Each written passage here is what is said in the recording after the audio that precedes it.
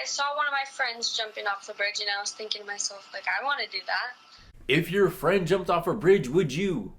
Probably something that you've heard your parents say, especially when you wanted Pokemon Red for your kindergarten graduation, and instead they got you a book. It was this book, Grimm's Fairy Tales.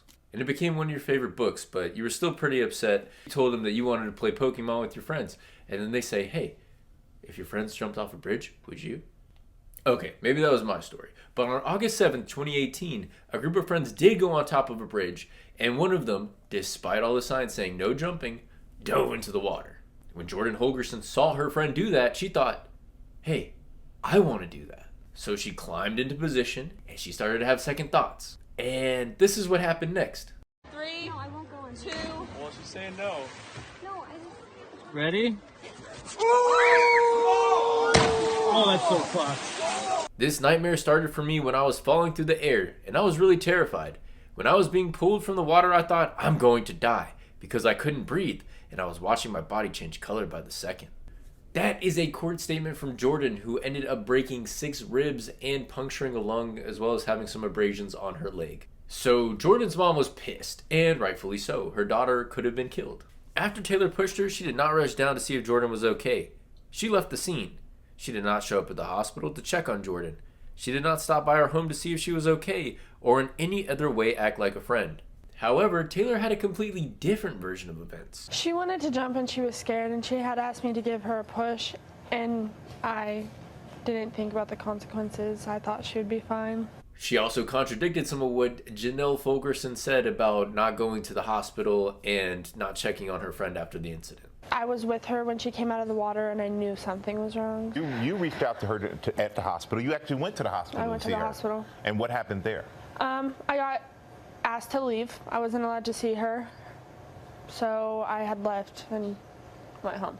So somebody's lying.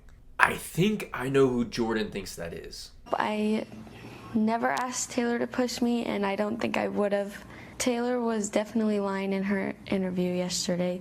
So Tay'Lor Smith originally pled not guilty, but then accepted a plea deal that recommended no jail time, in which she pled guilty to reckless endangerment. However, Jordan's mother Janelle pressed for jail time, saying that Tay'Lor should spend at least as much jail time as her daughter spent in the hospital. The judge in the case, Darvin Zimmerman, agreed. He noted Jordan's injuries when he made the verdict, saying, I think you need to do some jail time. Smith was then sentenced to 2 days in jail, 60 days of house arrest, 30 days of community work crew, and 30 days of community service for reckless endangerment. So what do I think about this matter? Do I really think Tay'Lor Smith had some sort of secret jealousy and contempt for her friend and took this chance to push her off the bridge and kill her?